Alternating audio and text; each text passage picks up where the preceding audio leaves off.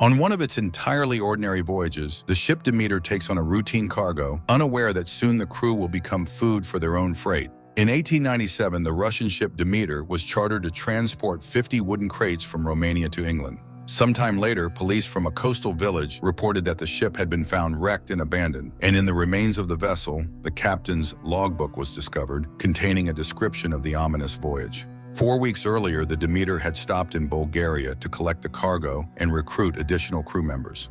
News of this spread quickly among the unemployed sailors in Varna. Dr. Clemens also hears the announcement and rushes to the recruitment site. He tries to convince the captain's mate, Wojciech, that he would be a valuable member of the crew due to his medical skills and his astronomical education from Cambridge. However, Wojciech rejects him, as he needs strong sailors, not intellectuals. Wojciech selects 3 robust sailors, one of whom is a one-eyed but strong man who immediately begins loading the wooden crates delivered by the locals. The carriers insist on completing the loading before sunset and leave immediately after unloading the crates, handing a large sum of money to the mate and wishing the crew good luck. Wojciech is stunned by this arrangement, as he is usually the one who pays for cargo delivery.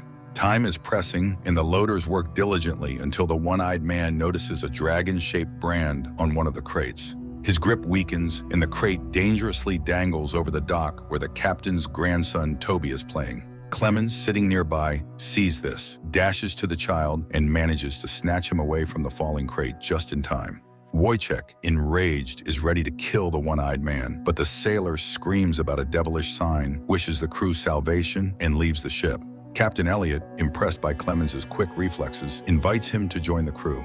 No one notices that the fallen crate has been damaged. Soon, the ship departs from the dock, and the carriers on shore make the sign of the cross as they watch it leave. Grateful for being saved, Toby immediately takes Clemens on a tour of the ship and introduces him to the crew. First showing him the dog named Huck. The boy demonstrates a secret knock meaning attention, which everyone on board knows, and introduces his crew, the animals he is responsible for caring for. The cook greets Clemens with questions about his religion and is pleased to hear that he is not a pagan and knows who Nicholas the Wonder Worker is. Meanwhile, the captain fills in the first page of the logbook. There are 9 people on board, 5 sailors, 2 mates, the cook, and the captain himself. The crew is in high spirits, the wind is favorable, and the payment, if the ship arrives on time, is expected to be substantial. The sailors therefore cheerfully sing and celebrate in anticipation of a good payout. In the evening, Captain Elliot informs Wojciech that he plans to retire and spend the rest of his life on shore, raising his grandson on an estate he has purchased in Ireland. He offers Wojciech the position of his successor as soon as the ship reaches London, as he considers him a good sailor. The crew celebrates on deck, unaware that deep in the hold, the damaged crate begins to move, as if someone is trying to escape from it. At night, while everyone is asleep, rats scurry away from the mysterious cargo. The next day at breakfast, the sailors discuss their plans for how they will spend the money. Clemens laments that money cannot buy an understanding of the world, as he wants to discover why good and evil exist and to try to eradicate the latter. At that moment, a worried Huck bursts into the galley. Toby and Clemens run below deck and find the animals in a state of great agitation. The doctor believes they simply sense the approach of a storm. However, at that moment, something clangs in the cargo hold, and Clemens sends the boy to inform the captain. He goes down into the hold himself, where he finds a broken crate and a pile of soil, within which he discovers the body of a young woman. He carries her upstairs, intending to provide aid. Wojciech protests, arguing that the woman could be contagious, but the doctor cannot leave her without help and transfuses her with some of his own blood, hoping to stop any potential infection. Wojciech remains hostile, as stowaways are always thrown overboard. It's the law. Clemens pleads for mercy, asking that the rescued woman be released at the first port. The captain orders a partition corner to be prepared for her, and Toby stays to watch over the woman while Clemens begins his shift.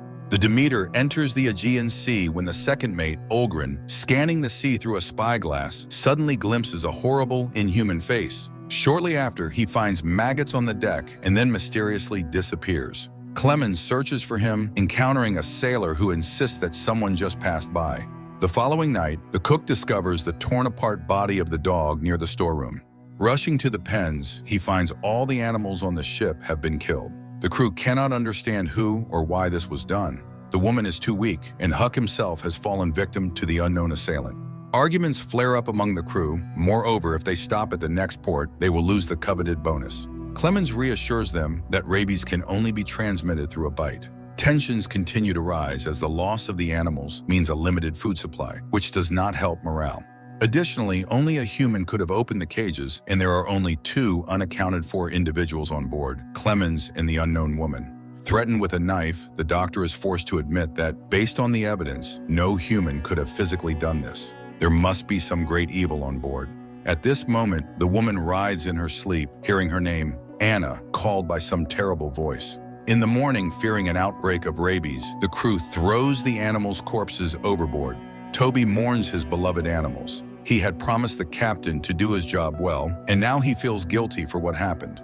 Clemens comforts the boy, reminding him that things don't always go as promised in this world. Later, while working, Olgren confides in Clemens about what he saw the previous night. The man is convinced Clemens saw it too, but is hiding the truth. The doctor reassures him that he believes not in the supernatural, but in science and progress. The bad weather lasts for 3 days. Food supplies run low, the crew grows increasingly dissatisfied, and the doctor continues to transfuse blood into his patient every day. However, her condition remains unchanged. Toby overheard her muttering 2 words in her sleep, the name Anna and feed. Later, the cook reports that all the rats on the ship have disappeared. Something that simply cannot happen, as a ship without rats defies nature. One night, one of the sailors goes on deck and discovers a hole in the hatch cover, as though something tried to escape. He inspects the deck, but is suddenly attacked by a monstrous creature.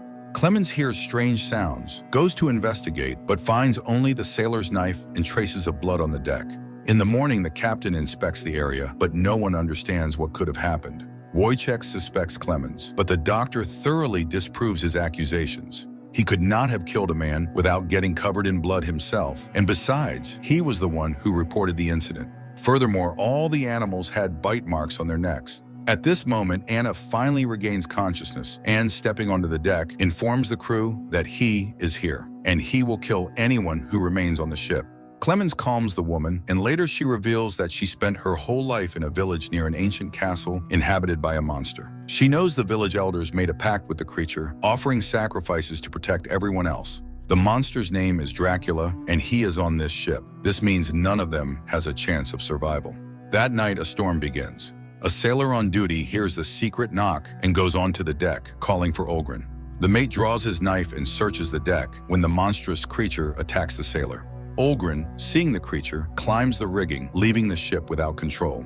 Clemens, falling from his bed, rushes to the deck. With the help of the other awakened crew members, they manage to regain control of the ship. However, the search for the missing sailor yields nothing until a drop of blood falls on Toby from above. It turns out Olgren has lost consciousness, tangled in the ropes, with a bleeding wound on his face. The sailors lower the mate's body, but they are forced to tie him up, as the man behaves erratically. The captain's log notes that the ship is seemingly doomed to destruction as the Bay of Biscay lies ahead, and now the crew is short by 2 men. Clemens examines Olgren. The man moves, makes sounds, but does not regain consciousness. No one understands why he was in the rigging or what has happened to his neck. The captain orders the sailors to arm themselves and search the ship. He asks Toby to lock himself in the cabin and then joins the others. However, the boy hears strange noises, steps into the corridor, and encounters the awakened Olgren. Toby breaks free, returns to the captain's cabin, and locks himself in. But the thing that was once a man smashes through the cabin door with its head. The crew on the deck hears the knocking, Toby's signal for help, and rushes below where the boy is desperately trying to hide from the monster breaking down the door. The men manage to subdue Olgren, but Dracula has already been in the cabin. While the crew tries to force the door open, the monster bites Toby. Clemens transfuses the captain's blood into his grandson, but the boy does not regain consciousness. 5 days remain until London, and the survivors try to do something, anything, to stay alive. They tie Olgren to the mast, afraid to leave him below deck. One day, Olgren mutters that he feels his master nearby. When the sun rises, he burns under its rays. The cook falls into religious fervor, blaming the dead for their lack of faith. Clemens reflects on the nature of Olgren's affliction. It must be some kind of infection, and it has likely already entered Toby's bloodstream. The boy is far weaker than Anna, and saving him will be far more difficult. The doctor is convinced that they need to find and study the monster to stand a chance of curing those bitten by it. Wojciech, however, is determined to destroy the creature. Anna supports him and volunteers to help, horrified at the thought of what Dracula could do if he reaches London, but no one knows how to kill the monster. That night, the cook steals a lifeboat and, reciting prayers, rows away from the ship. Meanwhile, Anna and Clemens search through the crates but find nothing but soil. One particular crate has intricate locks. Opening it, they discover the place where Dracula sleeps during the day. just as the monster catches up with the cook's lifeboat. That same night, Toby dies. In the morning, his body is wrapped in sailcloth for burial at sea. During the funeral, the captain thinks he sees the body move. He tears open the sailcloth, and Toby opens his lifeless eyes, attacking his grandfather. But then he bursts into flames in the sunlight, burning his grandfather as he is thrown into the ocean. Later, the captain is laid in his cabin. Clemens tries to rally Wojciech into action, but the mate insists that nothing can save them now. It is at this moment that the doctor reveals his lifelong struggle. Despite his exceptional education and brilliant mind, the color of his skin has always been a barrier to obtaining a respectable position. Now he wants to understand what drives Dracula so he can block all his paths and kill the creature. Anna inspires Clemens to realize that Dracula had calculated the number of people on the ship in advance, one for each night. Now they are exactly where he wants them, one day's journey from London. They must kill him now. The remaining crew members decide to destroy the ship and drown Dracula. Though Wojciech opposes the plan, the crew begins preparing the trap. When the captain learns of the plan to sink the ship, he takes up arms. But Anna reminds him of what Dracula does to people and gives him Toby's crucifix. The captain relents and agrees to the destruction of the Demeter. Night falls. Anna, acting as bait, stands on the deck while the others hide, armed and ready. She is sure Dracula will come for her, and then the others will know what to do. But they did not account for the vampire's ability to fly. Dracula manages to seize the last sailor. The fog obscures the monster, and he throws Wojciech from the rigging. The mate falls from a great height and now becomes the bait himself. He orders the others to escape while he smashes the hull, only to be caught in Dracula's grasp. Clemens finds his body, sees the breach in the ship's hull, and goes to find the captain. Elliot, meanwhile, fixes the wheel when he hears the monster's breath behind him. He thrusts Toby's crucifix forward, but it does not stop Dracula. Clemens finds the captain, whose last words are about his true faith. Clemens turns to Dracula, who seems to consider himself a god, but he lives in filth and feeds on human flesh. He is no god at all. At that moment, the monster emerges onto the deck and attacks the doctor, but Anna shoots Dracula in the back. The creature roars and takes flight, attacking the girl. Now Clemens rushes to her aid and strikes the monster with an axe. Anna runs to the lifeboat but sees Dracula strangling the doctor. She cuts the rope, and the falling mast pins Dracula to the deck. Anna and Clemens abandon the ship, believing Dracula to be doomed. However, the current carries the ship toward the shore, where it crashes against the rocks. Dracula throws off the mast and rises into the air. Floating on the ship's wreckage, Anna reveals to Clemens that she is turning into a vampire as a result of the infection, and the blood transfusions only delayed her transformation. Not wanting to become a monster, Anna swims away from Clemens and sacrifices herself to the sunlight. Clemens swims to shore alone. The newspapers report on the ghost ship with no survivors as Clemens finally arrives in London. One day in a tavern, he suddenly hears the secret knock of the Demeter and sees an aristocrat with Dracula's face and cane. The man vows to hunt Dracula down and kill him, seeking vengeance for all the lives destroyed by the monster.